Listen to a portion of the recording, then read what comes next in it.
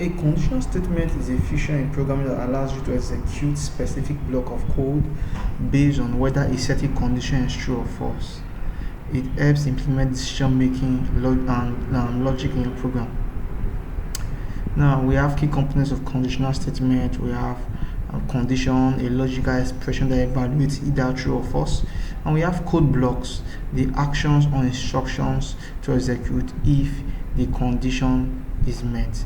Now, a conditional statement, I'll explain to layman English, is like sending someone to go to the market to get something like, let's say, a book, and you tell the person that if you go to the market and you don't find a book, buy me a pen instead. But if you don't find a pen, come back home. That is what conditional statement is about. It's about when a condition is met, what should I do? If a condition is not met, what should I do? That is what conditional statement primarily aim to solve. So we are going to do a little example here. So we have let's say x is equals to 10, and let's say y is equals to let's say 30. We're going to say if x, in our operators we did greater than, less than. If x is greater than y, print let's say x is greater.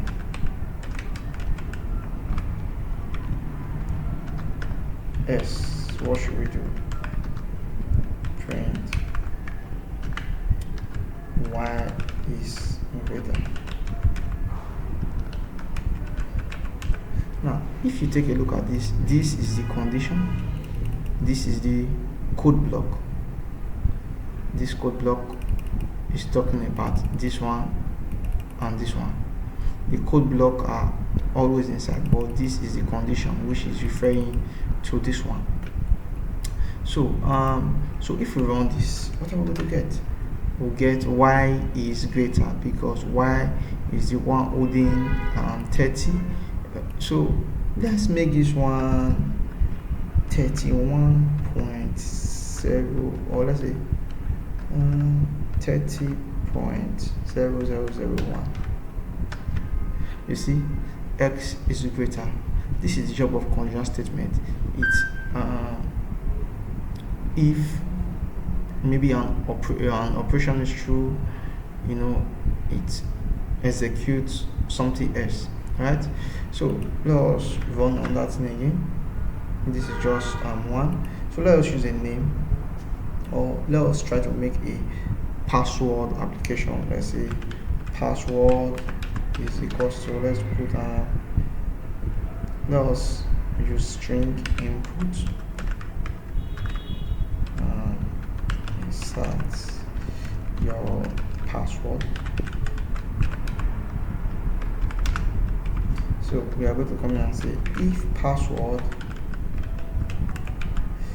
equals, let's say prime, then we'll do print let's say welcome,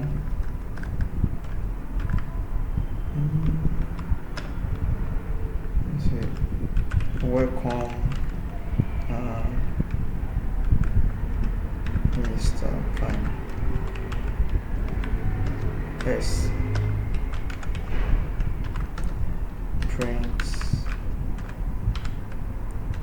intruder. S print intruder. So can we run this now? Yes. You see, I just ran it. I will say insert your password. It's asking us to insert the program is asking us to insert our password. So let us put let's say fish. What will happen? You see, oh sorry, I made a mistake here. This is supposed to be password. I added b to the end. So let's do it again. Fish intruder, rice intruder. But when I put prime What do I get? Welcome, Mr. Prime, because it met to the it met with that condition. It met with that condition. So that is it. All right. So let us go with one more thing. Sorry, let us put prime again. So let us know that that's gone. So, oh my god, it's still asking me prime. So welcome, Mr. Prime. Let us do one more thing. Let us compare color. C1 is equals to orange. C2 is equals to black, and what C3 is equals to blue, C4 is equals to yellow. Now let us do something. Let us do something here. Let us say if C1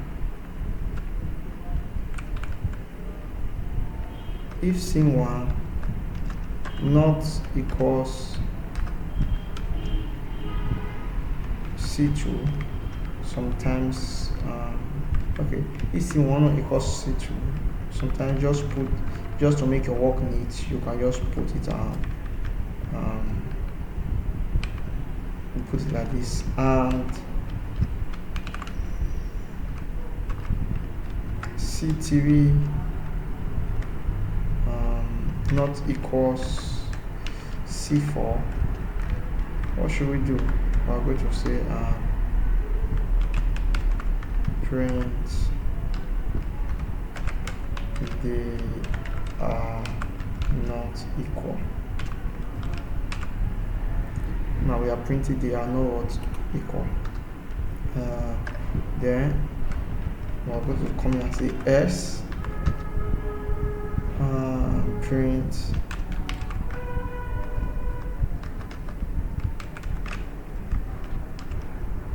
they are all equal. So you see, they are not equal. C1 is not C2 and C3 is not C4. You get? Remember, in our operator class, when we were talking about logical operators, we talked about if we have both this condition and this condition got to be true. If it is not true, it is a problem. I don't know if you are getting. If it's not true, it's a problem. So let's assume that C1, we are using start to go back to logical operators.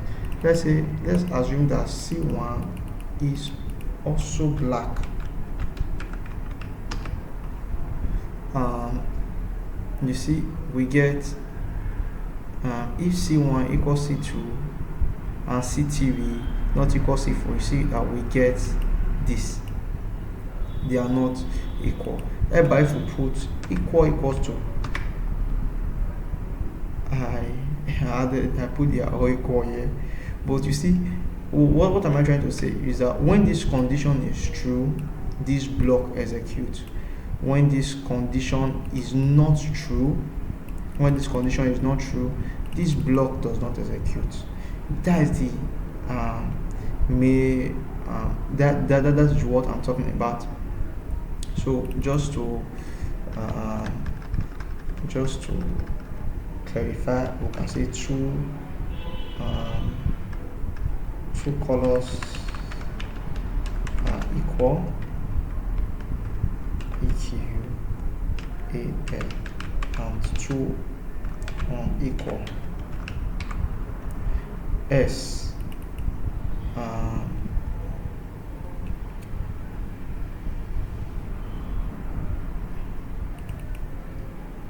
So if two colors are equal and two unequal, this will show S. We can put they are all equal or not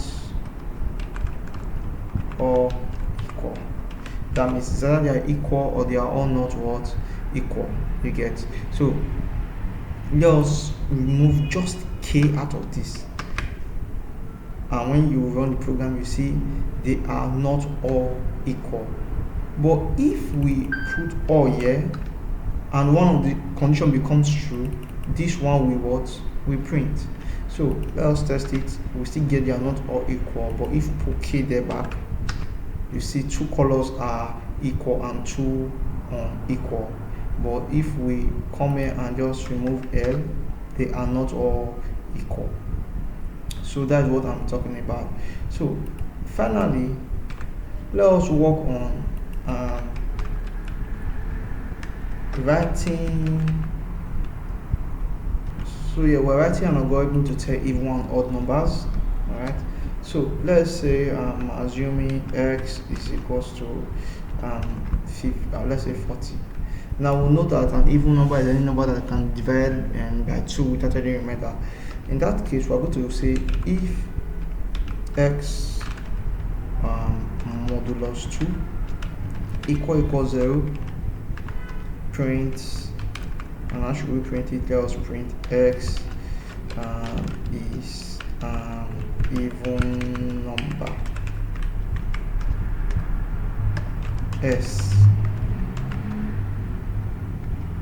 print x is not an even number. So that's just it. So when we run this, we see that 40 is an even number. And how did we approach there? Let us just take a quick look at modulus. So we are taking a quick look at modulus operator now. So let's say, for instance, let's say a is equals to 10 modulus 3. What are we expecting to get? We're expecting to what? We're expecting to get 1, because 10 into 3 is 3, we made that what 1. But if we say here 4, we're expecting to get 2. That's how the modulus function works. But if we say here 5, we'll get 0, meaning there is no what remainder. So when x divided by 2, or when x modulus 2 returns 0, we know that that number divided completely without a remainder. So we know that that is what is an even number. But assuming we put 41 here, we'll get 41 is not an even number. You get 41 is not an even number. So when we put 42 here, 42 is an what? Even number. 42 is an even number. So 42 is an even number. So but when we come here and put let's say something like and we run it, that is not an even number. But if we put 2 at the end, if we put 2 at the end, are we going to get an even number? Yes, it is an what?